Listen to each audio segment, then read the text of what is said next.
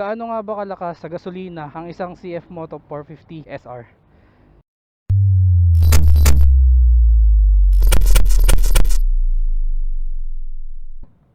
XCS full tank. Mahirap magkumuha ng wallet pagka may camera sa helmet. Sagad. For today's video, test natin kung magkano yung magiging gas consumption nitong motor ko paakit na Marilaki tsaka pababa. So we'll try kasi ano to different kind of traffic. Merong bumper to bumper, tapos may high speed, may chill ride. So ngayon natin malalaman since nagpalit na ako ng Racing Boy mag, tapos naka 180 by 55 na ako sa likod. Kung mapapansin nyo, tapos yung harapan ko naka 120 na rin ako by 70, which is ang stock kasi nito is 110, ang harap 150 naman yung likod. So napakalaki ng difference, saka additional na ginawa ko, di ba? For my previous test dito sa gas consumption, tong motor na to, nag-average ako ng 25 kilometers per liter nung bumiyahe kami ng OBR ko papuntang La Union. So dalawa pa kami nun. So ngayon, gagawin natin test natin kung gaano nga ba kalakas sa gasolina ang isang CF Moto 450 SR. Bibigyan ko kayo ng manual computation. Di tayo magbe-base sa kung ano nasa dashboard kasi minsan may discrepancy din yung nasa dashboard So mas maganda yung manual, di ba? Pahangin lang ako para good to go na tayo. Try ko lang yung 27 harap, 27 likod. Trip 1. Tayo sa trip 1. Reset natin to. Gawin natin. Hindi na ako marunong mag-reset, di ba? Ang galing. Okay. So trip. Start 00 tayo dito. So mamaya titignan natin kung makakailang kilometers tayo. Balik tayo dito tapos magpapagas ulit tayo tapos manual computation. Okay, so yung trip 1 reset ko na to 00 para matry natin. In-expect ko dito mas malakas ang gasolina nito dahil nga sa ginawa na upgrade dito sa mag tsaka sa gulong. Para masagot na rin yung mga question nyo guys, kung ilan ang consumption nya, manual ang gagamitin natin, hindi yung sa dashboard. Kasi yung nasa dashboard ko, ang sinasabi trip ko per liter ko per 100 kilometers is 5.2 So kung parang pumapatak yun ng mga 19 something. So check natin kung legit ba yun. So biyahe kami ng Marilaki ngayon for breakfast. Kasama ko si Mo. Si Sean, hindi ko alam kung sasama ba siya. Pero ang meetup ay walang iba kundi sa Shell Buso-Buso. Ang walang katapos ang Shell Buso-Buso. So dito pa lang matetry na natin. Iba't ibang klase ng traffic. Dito is medyo mabagal since may pasok ngayon, weekdays. May mga estudyante. Tapos mamaya naman pagdating natin ng Tanay, high speed naman yun. So marami naman ng vlog na test yung gas consumption nito. So ito try ko na lang then on my own. Kasi syempre iba-iba tayo ng ng riding habit So tignan natin sa riding habit ko kung magkano yung gas consumption nitong motor.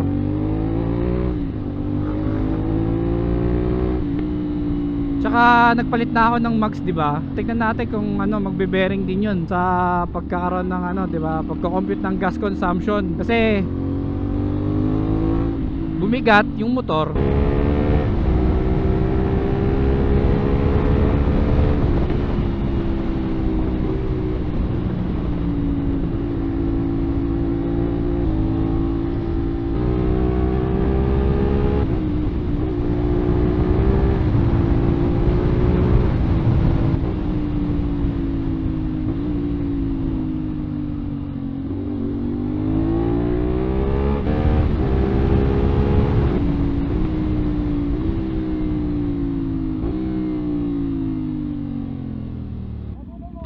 Ha?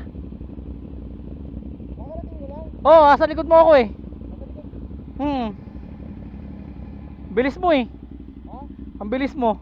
Tong R6, Suzuki. Nandito rin si Carlo Si Carlo. So nandito na ako sa Buso-Buso. Kasama ko na si Sean. Halos sabay lang kami dumating. So kami lang dito. Hindi ko alam kung kasama namin to, pero baka solo kami. Ibang grupo rin to Ha? Walang minus na hangin dyan Kailan ulit mong tingin? Kanina. Nagpagas ako Ano mo pag Nagpagas ako sa amin. Tapos nagayos na rin ako ng hangin. Pero 27 yung hangin ko. Harap likod. Ha? Hindi, parehas lang ba ng hangin yan? Pati to?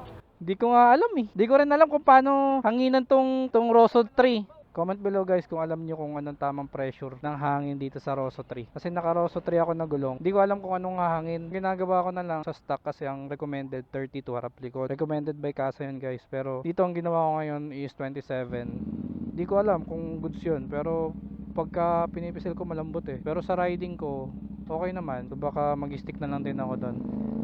Andito pala sila sila Sir Arch. So sila pala tong grupo na to. So abangan lang namin si Mo. Siguro pagkadating ni Mo, alis na kami. Maghanap pa kami kung saan kami kakain. Pero plan ko kasing kumain sa Sicilias. Pero kung meron sila ibang gusto kainan, doon na lang. So yun guys, update na lang later.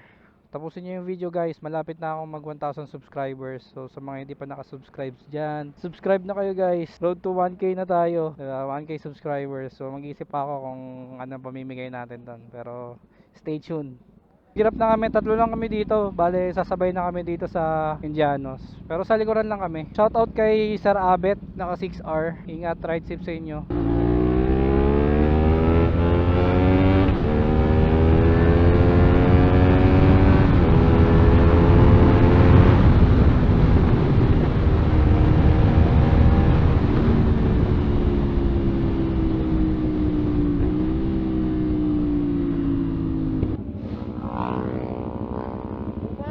Recording na yan, men.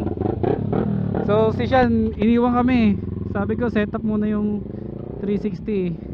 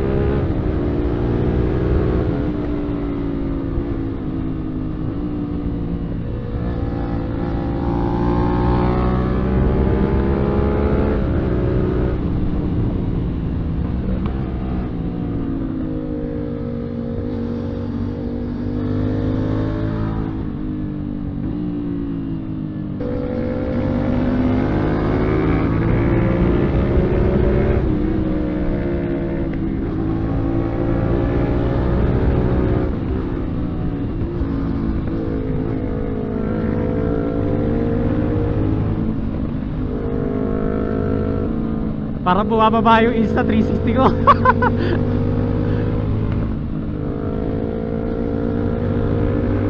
Matalbog kasi sa part na to eh. Kaya matalbog-talbog yung Insta.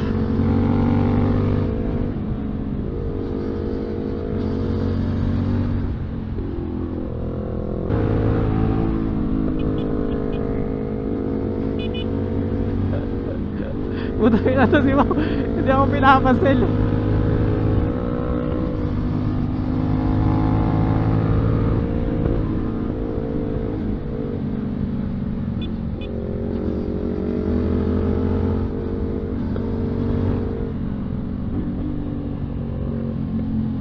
Buhangin.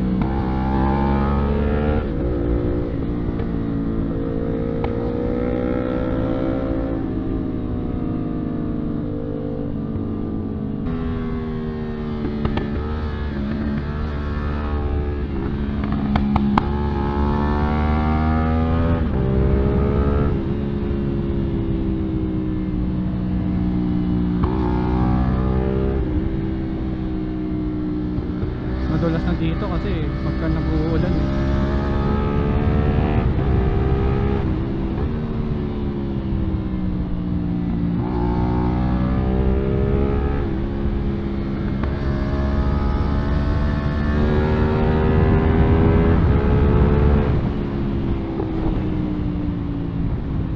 Pinupo sila kita kasi bumababa na, tingnan mo. Tingnan mo, nakababa na. Ha? Ikaw? Madulas sa part na to. Ando si Sean eh, tara puntahan natin.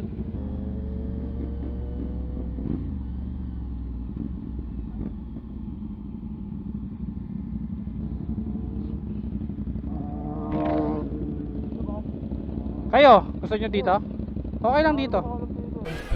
Itlog na lang kami. Yung pinaka-budget mo nyo. Tagitlog kami, men. Ang sabi mo kanina pre, yung bago tayo may sa Manukan. Hindi ko narinig eh.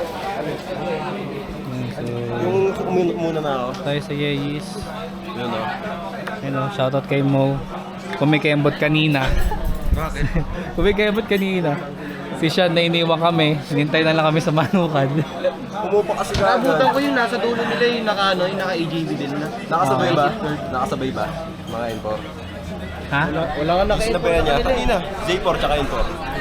Una ko yun. So, Umupa kain na lang kayo, muna walang kami yara. dito sa Yeyis. Usapan Tapos tambay kami sa Manukan.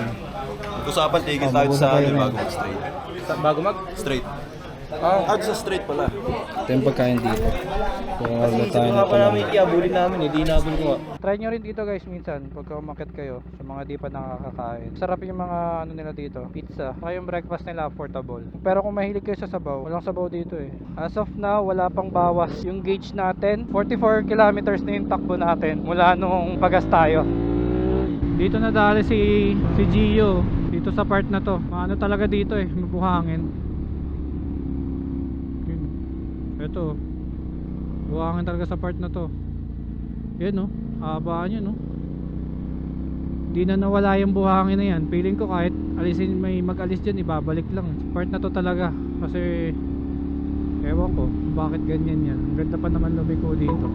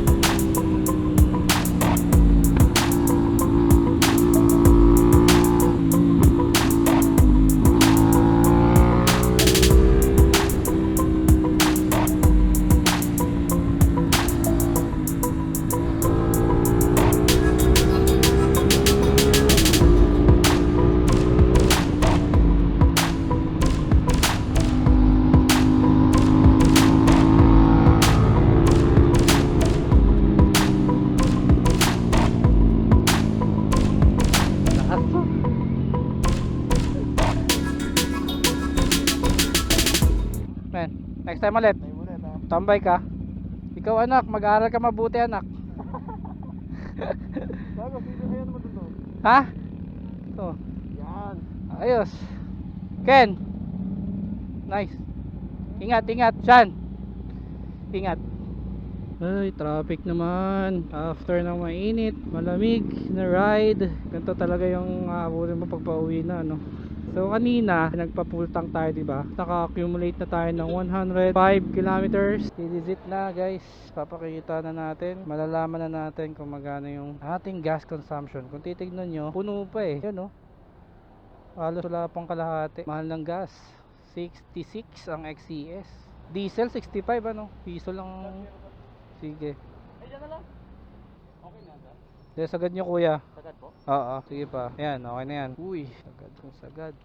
Ayun, isa na lang, 5 liters na. Average natin, naka 4.99 tayo na liters. So, check natin kung ilang kilometers. 105, may lumalabas oh.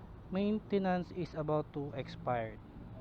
Kaka-maintenance ko lang last time ah. Divide natin sa 4.99. Boom! Look at guys, walang halong kineme yan ah. Ang average natin is 21 kilometers per liter. Not bad for the ride na uphill. Then may downhill din. Pero syempre, mas stress yung engine natin pagka nagra-ride tayo ng Marilaki.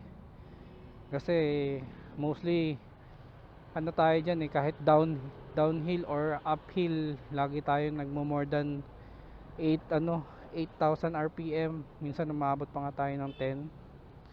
So yung gasolina natin is 300 pesos for the ride sa Marilaki. Para sa akin matipid na to. Sa mga namamahalan, lalo na ngayon napakamahal ng gasolina, eh hindi para sa inyo tong bike na to. Kasi marami namang available actually na bike sa market na mura sa gasolina. Sa inyo ba guys? Comment below kung okay na ba sa inyo yon.